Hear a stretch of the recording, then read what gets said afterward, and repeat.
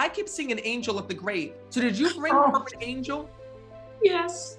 Yeah, I brought an angel figurine. Yeah, a little white porcelain angel, a little figurine we brought out to her headstone.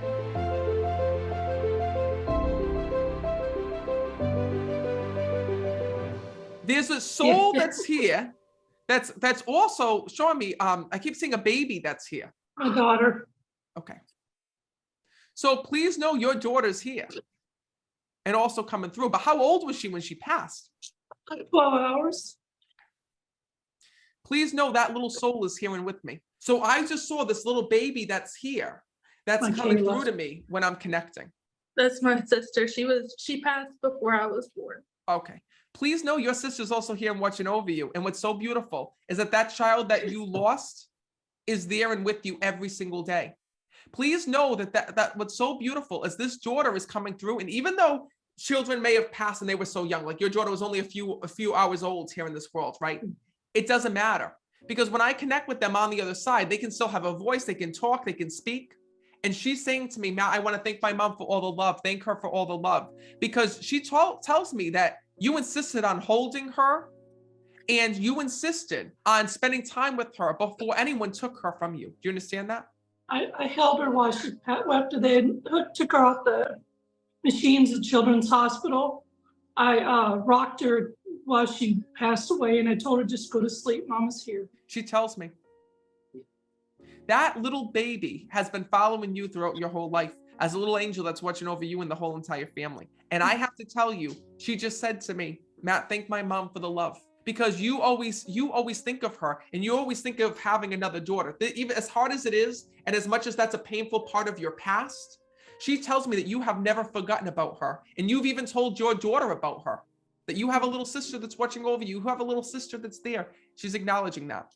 She also talks about being laid to rest. So she was laid to rest here in the physical? Yes. Okay. And she also says to me, because I keep seeing an angel at the grave. So did you bring her an angel? Yes.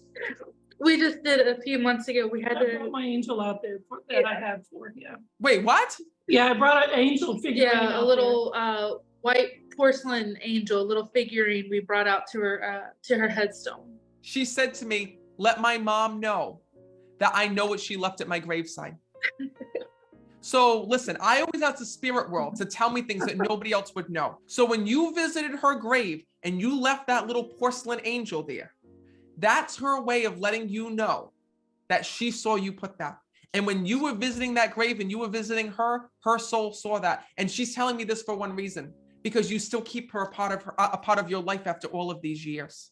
And you still remember her, even though you only got a few hours with her. She says to me, Matt, you need to let my mom know that there was nothing that she could have done to save me. Unfortunately, her soul from the moment she was born was destined to pass. You know, what's tough is that God can't help us out with everything, right? So in other words, like people say to me, well, Matt, why is it that children die? Why is it that these things happen? And I can't answer that. You know, I still wonder that every day. But when I've asked the souls about this, is the souls tell me that we're only as good as our body is, right? Our soul enters into our body, right? And our soul is perfect. So when your daughter when her soul entered into that little body here in this world, her soul was perfect. Unfortunately, there was an issue with just how her body developed. But do you know that I just heard in my ear that your daughter tells me that God gave her a few hours to live so that you could meet her. So even though it was bittersweet, you delivered your daughter and she didn't get to even have a chance, you still got to spend a few short moments with her soul. And that's something that you've never forgotten out of all of these years. And the same way that you've never forgotten her, she has never forgotten you. And she says to me, Matt, she's still my mom from heaven. Yeah. So even though there's a separation of worlds, she still feels your love. She still feels that closeness. She knows that you pray for her. She knows that you keep her a part of your family. And that's something that she's so thankful for to you. Thank you. Thank you. So I really hope that this helps you today. And I really hope that this validates to you that every day that goes by, nobody has ever been forgotten, not even your daughter. She also tells me one other thing. You're supposed to be buried with her, she's telling me.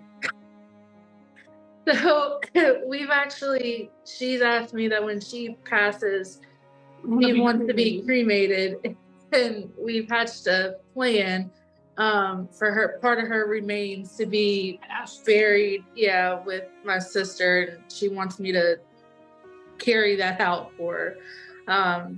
When that time comes, which hopefully is a very long time for now. Well, listen, if you don't carry out that plan, your mother knows how to get to you through me, and I will come hunting you down. So that being said, I had to do it before, I'll do it again. Please know it's her way of letting you know that when you talked about her and you said, listen, even though I'm being cremated, I go over here. And she says to me, please thank my mom for always being there for me. And she's not just watching over your mother, she's also watching over you as her sister, Jordan. So please know I have a tattoo of her on my wrist.